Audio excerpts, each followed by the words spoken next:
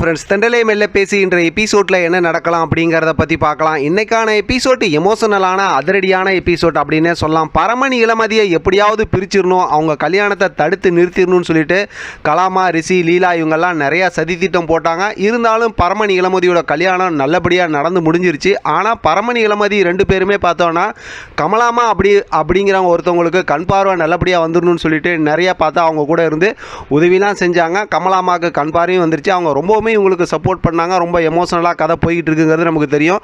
ஆனால் அவங்க கல்யாண மண்டபத்தில் வந்து இவங்களை பார்க்கும்போது பார்த்தோம் அப்படின்னா மறுபடியும் அங்கே ஃபோட்டோ எடுக்கிற அந்த ஃப்ளாஷால் கண் பார்வை கொஞ்சம் இதாக இருந்துச்சு. வெளியில் போனாங்க, திருப்பி வந்தாங்க. நம்ம ஏற்கனவே ப்ரொமோவில் அடுத்து கதை என்னங்கிறத பார்த்துட்டதுனால இன்றைக்கான எபிசோடோட சுவாரஸ்யத்தை மட்டும் நம்ம பேசுவோம். இன்றைக்கான எபிசோட் ரொம்பவுமே எமோஷனலாக இருந்துச்சு. இப்போ கல்யாணம் நடந்து முடியுது. கரெக்டாக கமலாமா உள்ளே வந்து இப்போ அதாவது பரமனை பார்த்து அசோகை கொலை பண்ண கொலகாரன் அப்படிங்கிற மாதிரி ரொம்ப சத்தமாக சொல்கிறாங்க. எல்லாருமே ரொம்ப பதட்டம் ஆகிடுறாங்க. இப்போ எல்லாரும் பார்த்தோம்னா நிறைய பேசுகிறாங்க. ஒருத்தர் மாற்றி ஒருத்தர் பேசுகிறாங்க. கமலாமா தொடர்ந்து பரமன் தான் கொலகாரன் அப்படின்னு சொல்கிறாங்க. பரமன் வந்து நான் எந்த தப்பும் பண்ணல அப்படின்னு சொல்லிட்டு ரொம்பவுமே பதறி போய் இளமதிக்கிட்ட அப்படியே ரொம்ப எமோஷனலாக பேசுகிறாரு. பார்க்கும்போதே அப்படியே கண் கலங்க வைக்கிறாங்க. இளமதி பார்த்தோம்னா சூழ்நிலை கைதியாக அப்படியே என்ன முடிவெடுக்கிறது என்ன பேசுறதுன்னு தெரியாமல் அப்படியே அமைதியாக நிற்கிறாங்க. இதெல்லாம் பயன்படுத்திக்கிற கலாமா வந்து அப்படியே யோசிக்கிறாங்க. ரிஷி ஒரு பக்கத்து யோசிச்சுக்கிட்டு இருக்காரு, அதே லீலாவும் ஒரு பக்கத்து யோசிச்சுக்கிட்டு இருக்காங்களா. ஆனால் பார்த்தோம் அப்படின்னாக்கா இது எல்லாத்தையும் இது இந்த பிரச்சனை எல்லாம் நடந்துகிட்டு இருந்தாலும் இப்போ நம்பக்கூடாது அப்படிங்கிற மாதிரி குமரேசன், காந்திமதி ரெண்டு பேர் இருக்காங்களா, அதாவது இளமதியோட அப்பா அம்மா இருக்காங்கல்ல, அவங்க ரெண்டு பேரும் பார்த்தோம் அப்படின்னாக்கா அசோக்கோட அப்பா அம்மா, நம்ம இப்போதைக்கு இளமதி அப்போட அப்பா அம்மான்னு வச்சுக்கலாம். அவங்க ரெண்டு பேரும் பார்த்தோம்னா கொஞ்சம் குழப்பத்தில் தான் இருக்காங்க. ஆனால் அந்த கமலாமா தொடர்ந்து இந்த விஷயத்தை சொன்னதுனால முதல்ல காந்திமதி தான் இந்த விஷயத்தை நம்பி ரொம்ப கோபமாக பேச ஆரம்பிக்கிறாங்க பரமனை. அதே போல் பார்த்தோம்னா பரமன் வந்து ரொம்ப அப்படியே அழுது பேசுகிறாரு.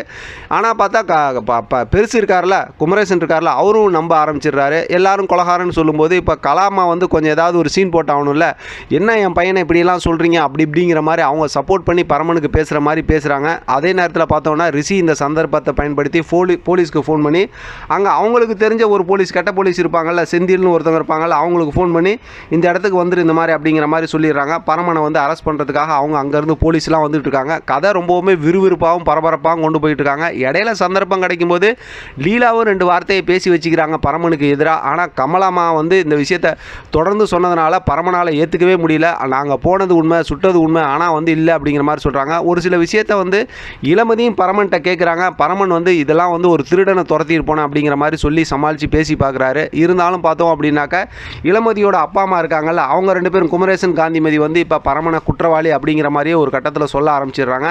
கலாமா வந்து சப்போர்ட் பண்ணி பரமன்கிட்ட பேசுகிறாங்க. இளமதி வந்து சூழ்நிலை கைதியாக அப்படியே அமைதியாக இருந்துகிட்டு இருக்காங்க. இன்றைக்கான எபிசோட் இப்படி தான் ரொம்ப லென்த்தியாக ஒருத்தர் மாற்றி ஒருத்தர் பேசி கடைசியில் ஒரு வழியாக பார்த்தோம்னா பரமனை கைது பண்ணுறதுக்கு போலீஸும் அங்கே வந்துடுறாங்க.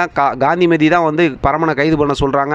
இந்த மாதிரி அசோகை கொலை பண்ணவங்க அப்படின்னு. இப்போ பரமனை என்னென்னமோ பேசி பார்க்குறாரு பெருசுக்கிட்ட. அவருமே இந்த மாதிரி கைவிட்டு பேசினதுனால நாங்கள் கைது பண்ணுறோம் அப்படிங்கும்போது அதுக்கு வந்து சாட்சியாக வந்து கமலாமா நான் கண்ணில் பார்த்த சாட்சி இருக்கிறேன் அப்படிங்கிற மாதிரிலாம் சொல்கிறாங்க.